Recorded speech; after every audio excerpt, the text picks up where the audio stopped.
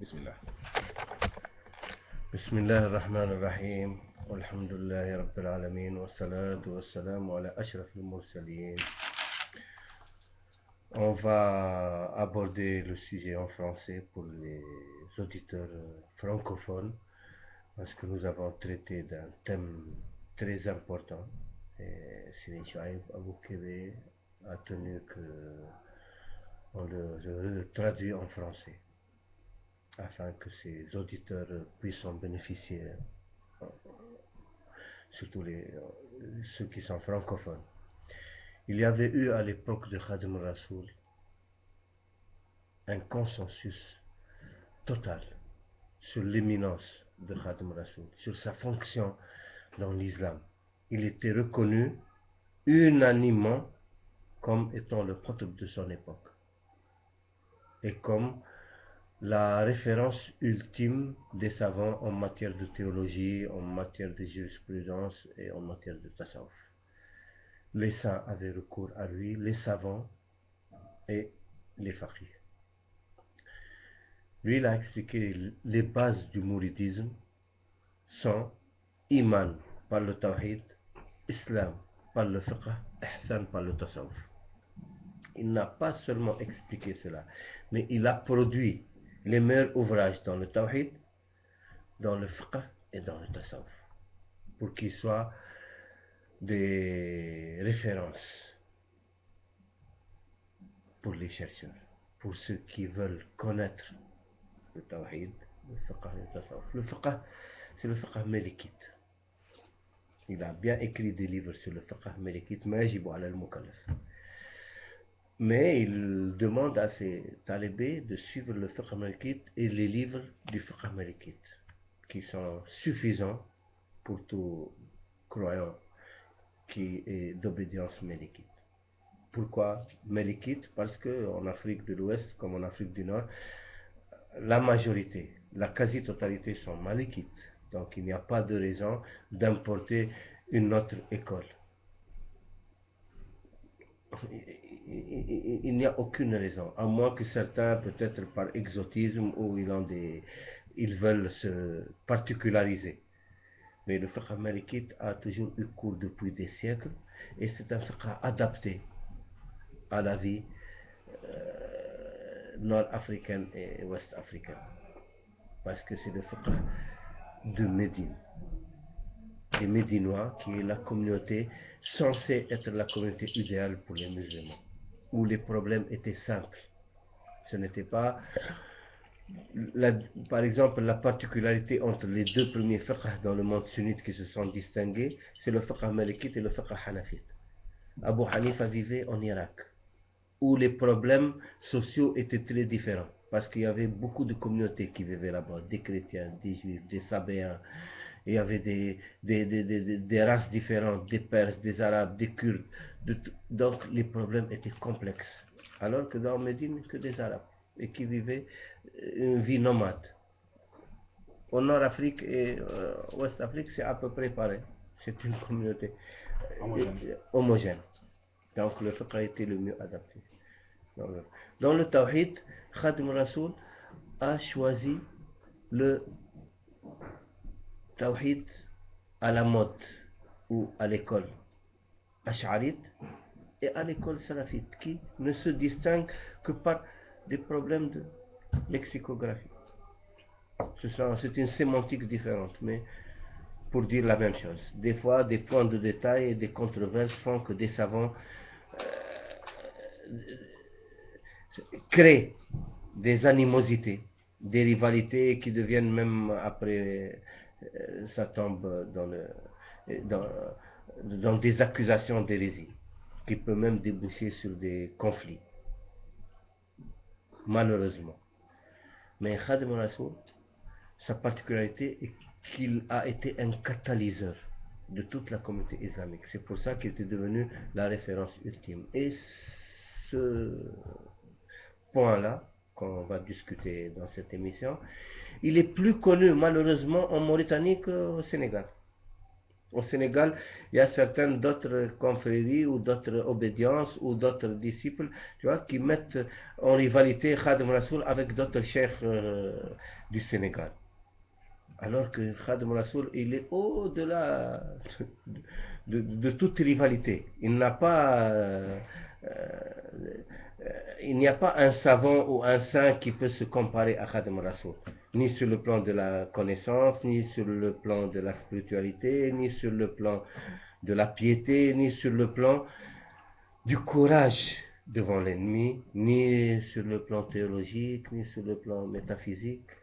Et ça, c'est reconnu unanimement en Mauritanie et chez les Médinois, dans le monde arabe, l'élite du monde arabe intellectuel, c'est la Mauritanie.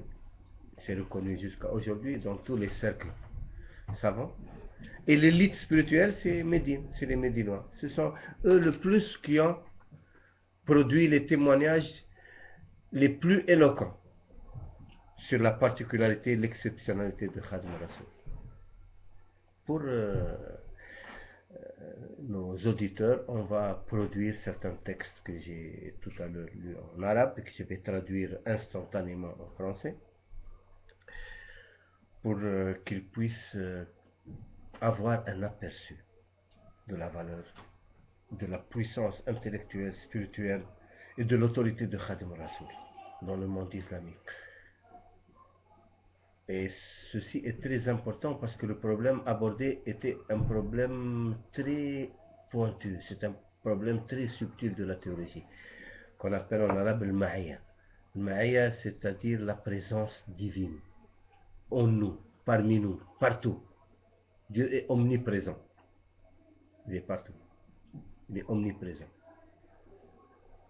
Et Allah, il dit dans le Coran,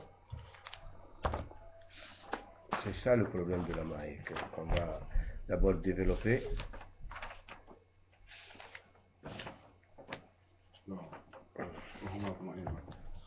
Dans Sourate Al-Hadid, verset 4, وَهُوَ مَعَكُمْ أَيْنَمَا كُنْتُمْ. Et il est avec vous où que vous soyez. Elle fait partie du Mutashabah al-Qur'an, les versets paradoxaux du Coran. Il y a un paradoxe dans l'entendement, pas dans le Coran, dans l'entendement du Coran. Et les savants, jusqu'à aujourd'hui, entrent dans des controverses à propos de ce verset et d'autres aussi qui parlent de la présence divine, de l'omniprésence divine. Et en Mauritanie, il y a eu à l'époque de Cheikh Ahmed Tijani. Cheikh Ahmed Tijani, il est décédé en 1815 et il a vécu à Sakhr al-Hamad, vers le nord de la Mauritanie, vers le Sahara occidental. À l'époque, c'était le Sahara occidental.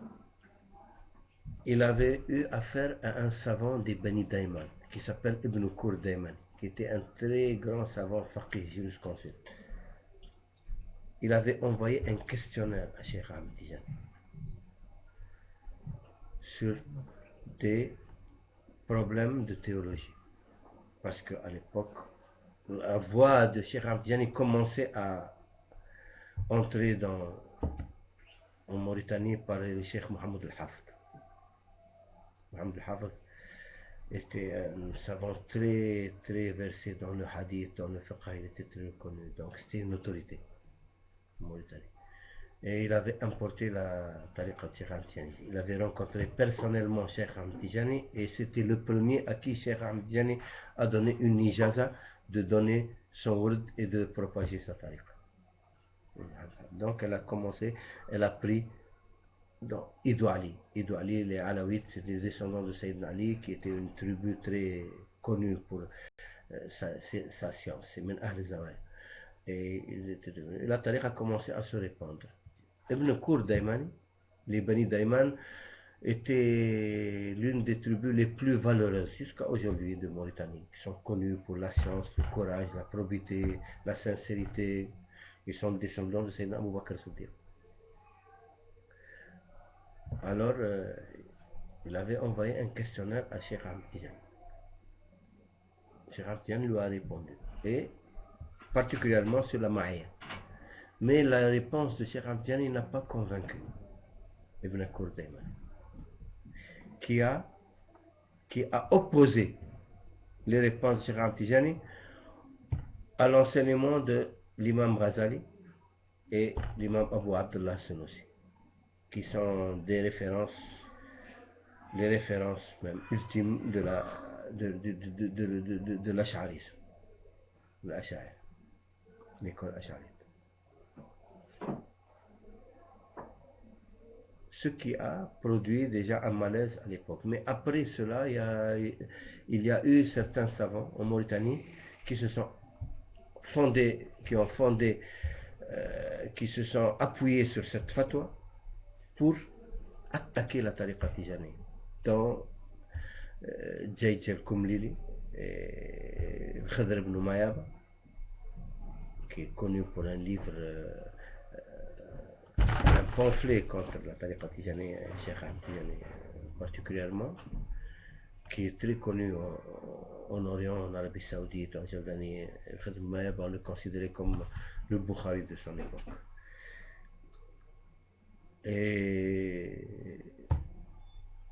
Et après, Abu Bakr Fatah, Hassani, c'est un Hassani, shérif de la descendance de Hassan, qui avait une très grande assemblée Mahdara, courue par les savants et qui était très reconnu pour sa science et sa compétence.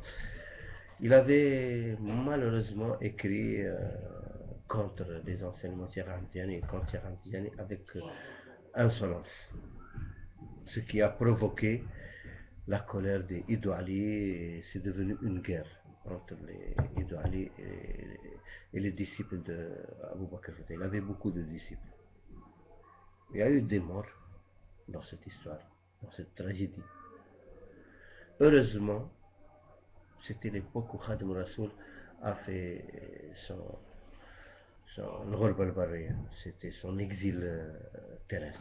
Quand il a été exilé pour la deuxième fois, après l'exil du Gabon, l'exil maritime, il a été exilé en Mauritanie.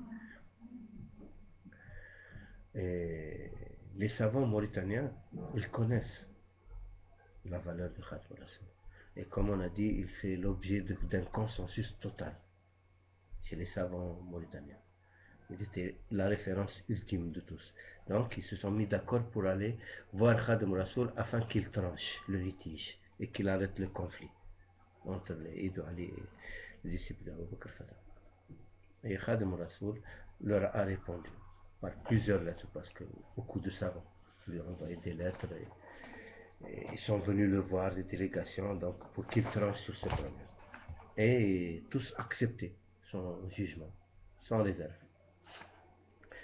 Donc la première réponse a été Bismillah ar-Rahman ar-Rahim wa sallallahu ta'ala ala sayyidina Muhammadin wa alihi wa sahbihi salatan wa salaman wa barakatan.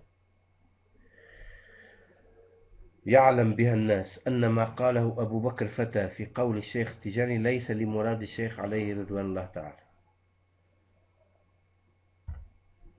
بسم الله الرحمن الرحيم وصلى الله تعالى على سيدنا محمد وآله وصحبه صلاة وسلاما. On n'a pas besoin de dire. Wa barakatan, et une baraka par laquelle tout le monde saura que ce que a dit Abu Bakr Fatah concernant les réponses de Cheikh Ahmed Tijani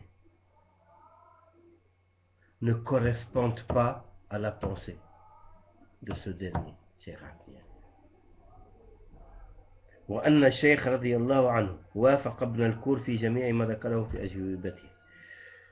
Le Cheikh Ahmed Tijani, qu'Allah l'agrée, était en accord avec Ibn Akour dans tout ce que Ibn Akour a demandé comme question. Cheikh Ahmed Tijani était en accord. Donc, il n'est parce que Ibn Akour Daimani se portait comme garant de l'orthodoxie islamique, comme c'est un faqih, un savant reconnu, une autorité. Donc, il avait envoyé un questionnaire à Cheikh Ahmed Tijani. Les réponses de Cheikh Ahmed Tijani étaient conformes à l'orthodoxie islamique. Donc, il était il n'était pas en contradiction avec la pensée d'Ibn Khaldun. Seulement le vocabulaire peut-être n'était pas du goût de Ibn Khaldun. وأن الصواب أن يشتغل الناس بغير الخوض في نحو ذلك. La vérité et la voie juste serait que les gens s'occupent d'autre chose que de polémiquer sur ce sujet de la maille. Ce ne doit pas être un sujet de polémique. فإن الخوض فيه من المفاسد, car la polémique sur ce sujet entraîne des problèmes et des rivalités. Ils ne peuvent pas être d'accord, surtout deux quand ils utilisent des vocabulaires différents, comme on a dit par exemple les Ash'ari ou Salafi, les Ash'arites et les Salafites. Bien qu'ils disent la même chose, ils ne sont pas d'accord, parce qu'ils utilisent deux vocabulaires différents. Mais il n'y a aucun désaccord dans la pensée Ash'arite et la pensée Salafite. Et on va le prouver par les écrits de Khadim Rassoul lui-même.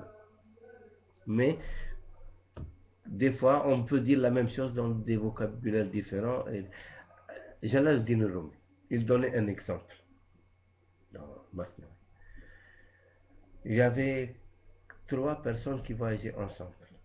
Ils ont dit on va réunir notre argent ensemble, comme ça on achète nos besoins, on est sûr de continuer la route, d'arriver à bon port, il allait au pèlerinage. Ils se sont arrêtés dans un village, il avait faim. L'un d'eux il dit qu'est-ce que tu veux manger? Et on prend du raisin sec. Il a dit en turc, l'un est turc, l'autre est persan, l'autre est arabe. Il a nommé le raisin sec en persan. L'autre il a dit qu'est-ce que tu veux? Il a dit il voulait du raisin sec mais en turc. Il a dit en turc. Et l'autre il a dit zabib en arabe. Non, non, non, moi je veux ceci, il se bagarrait. Rends-moi mon argent, moi j'ai donné tant, il allait se... Finalement, il y avait un passant qui passait. Il a dit, écoutez, on va demander l'arbitrage du monsieur. Il a dit, écoute, nous on voyage et tout, on a notre argent, moi je veux manger ci, lui il veut manger ci, il veut être tranche entre nous. Il a dit, qu'est-ce que tu veux manger? Il lui dit ça. C'est la même chose. Seulement toi tu le prononces en turc, toi tu le prononces en arabe et toi tu le prononces en persan. Et beaucoup de problèmes de notre communauté, c'est à cause de cela. Des fois, les gens disent la même chose, mais chacun l'exprime à sa façon. Donc, Sintouba, il leur explique qu'il polémiquer sur ce sujet ne peut entraîner que des rivalités et des conflits. Donc, il vaut mieux s'abstenir d'entrer dans des discussions pareilles. وأن كلام الأقطاب عليهم رضوان الله تعالى ليس ككلام العلماء عليهم رحمة الله تعالى. Il dit les paroles des qutb, des saints, n'est pas pareil à celui des savants. Ils n'utilisent pas le même mode, ni d'expression, ni d'inspiration. Le savant, il se réfère à des écrits, des savants qui l'ont précédé, une terminologie bien arrêtée et précise, reconnue par la science. Mais le saint, il est inspiré par Dieu. Le saint, il reçoit des inspirations. Il a un mode suprarationnel. Donc, il exprime des vérités comme elles sont. Des fois, la forme peut être différente.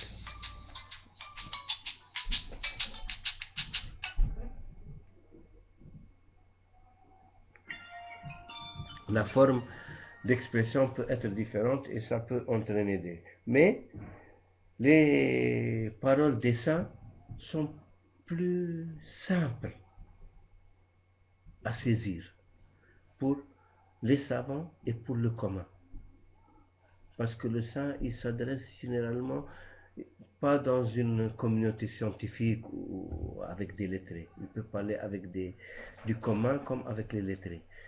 C'est à celui qui entend de savoir demander le sens s'il ne comprend pas, mais pas d'interpréter. On interprète quand il y a des normes. Mais quand tu as affaire à quelqu'un d'inspiré, qui te relate les choses comme elles lui sont parvenues, il faut lui demander quel est le sens. Et il n'y aura plus de problème. Mais le savant, des fois, il est un peu orgueilleux. Il croit connaître plus que les autres. Donc, il peut dire, lui, il a tort, et ce qu'il dit n'est pas vrai. Il est très osé, audacieux. Alors que les saints, ils sont plus réservés. Il dit, ah, je ne comprends pas ce que vous dites exactement, est-ce que c'est ça? Ils sont plus humbles. Malheureusement, certains savants sont orgueilleux. Et c'est pour ça que des fois, il y a des conflits entre savants et saints. Sëriñ Tuubaa donc il note ce point. فالعلماء العاملون بالنسبة إلى الأقطاب كنسبة الأولياء عليهم رضوان الله تعالى إلى الأنبياء عليهم الصلاة والسلام. Les savants qui mettent en pratique leur science, c'est-à-dire qui ne sont pas orgueilleux, qui sont humbles, sont par rapport au qutb comme les saints par rapport aux prophètes. Donc il a donné un rang illustre aux savants compétents qui mettent en pratique les choses. Donc il a un rang illustre. Mais par rapport aux qutb, ils sont comme les awliya par rapport aux prophètes. Donc chacun a son niveau et au rang que Dieu lui a accordé. C'est Dieu qui favorise qui il veut et qui donne à qui il veut le rang qui est dû à sa valeur et à sa compétence. فالعلماء موحدون حماة للشريعة المطهرة. Les savants sont des unitariens. Ils aiment le tawhid. Ils aiment unir. Les savants, ils aimeraient que tous les musulmans soient pieux, prient les 5 prières par jour et font les nafla et font les jeûnes. Ils voudraient tous. Et c'est pour ça qu'ils sont rigoureux. Celui qui ne prie pas comme il faut, ne peut pas bien, ils sont rigoureux avec lui, celui qui ne jeûne pas, parce qu'ils voudraient que tout soit uniforme. Ils aimeraient l'unité de la communauté. C'est pour ça que même certains savants salafis, ils sont contre les tariqas. Ils disent que c'est de la division dans l'islam. On a assez, chiites, sunnites, ibadites, encore plus tariqat, tijani, qadiri, et tout. Ils veulent l'unité de l'islam. Ils ont toute la bonne foi et la sincérité possible. Mais ça appartient à Allah, ça n'appartient pas aux humains. فالعلماء موحدون حماة للشريعة المطهرة. Ils sont les gardiens de la charia pure. Pour ça qu'eux, ils te parlent toujours de la charia. Allah a dit ceci, le prophète a dit ceci. Ça, c'est le Coran, c'est le hadith. Point, c'est tout. Point à la ligne. C'est très bien. Quand ils affirment, les savants salafites, quand ils affirment, c'est parfait. Parce qu'ils n'inventent pas, ils n'aiment pas le mensonge, ni même les interprétations. Allah a dit, le prophète a dit. Mais le problème, c'est quand il infirme. Quand il dit non, ça ce n'est pas vrai, ou non, il n'y a pas de wali, il n'y a pas de ceci, il n'y a pas. Là, il tombe dans l'erreur. Parce qu'il parle de ce qu'ils ne connaissent pas. Ce qu'ils connaissent, il affirme, c'est vrai. Parce que tu vas vérifier, oh, c'est vrai, Allah a dit. C'est vrai, le prophète a dit, dans le hadith Coran. Ils n'inventent pas. Et ils sont très rigoureux dans le hadith. Ils n'aiment pas les hadiths faibles ou les hadiths. Donc, on a beaucoup de bénéfices à écouter les savants salafis. فالعلماء الموحدون حماة للشريعة المطهرة. Les savants sont des unitariens qui sont et les gardiens de la charia pure. والأقطاب مخلصون مقربون ذابون عن الحقيقة المنورة المقدسة. Mais les qutb, comme on a dit, ils sont différents des savants.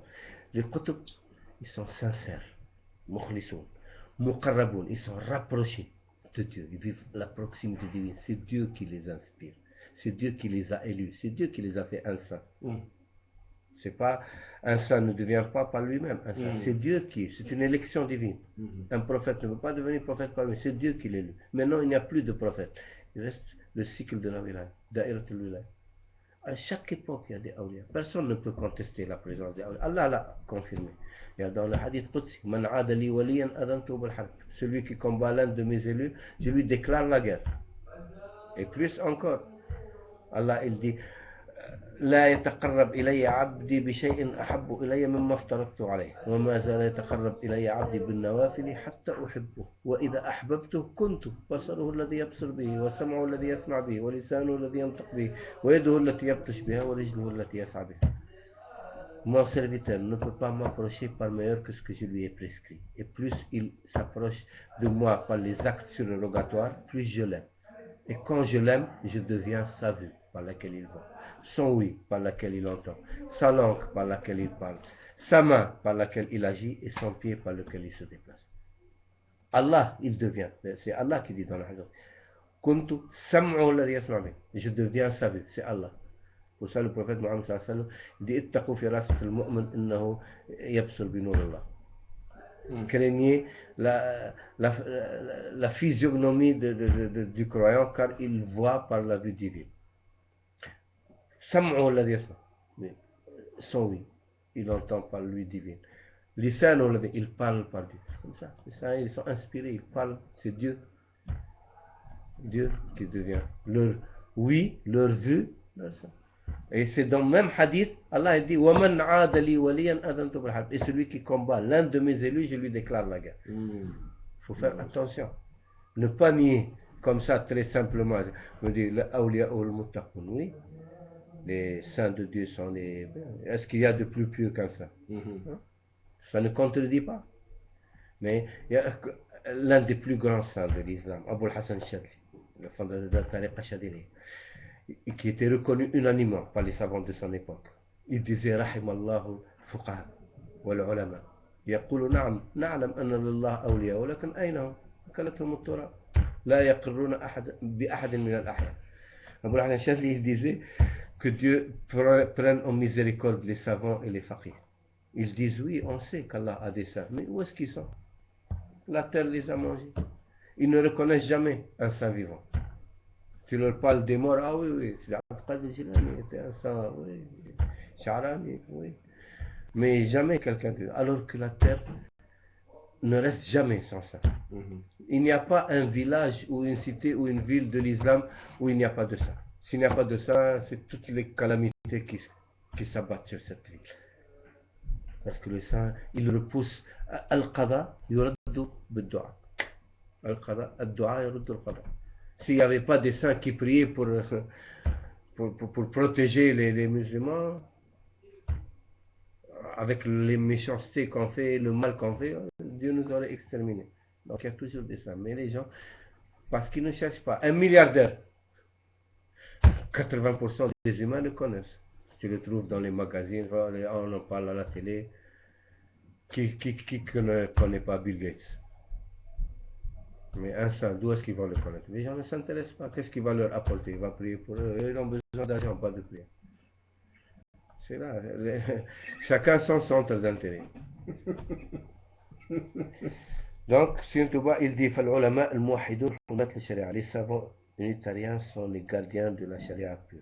Alors que les qutb, les aqtab, le pluriel de qutb, les aqtab sont les sincères, les rapprochés de Dieu, qui défendent la haqiqa lumineuse, sanctifiée.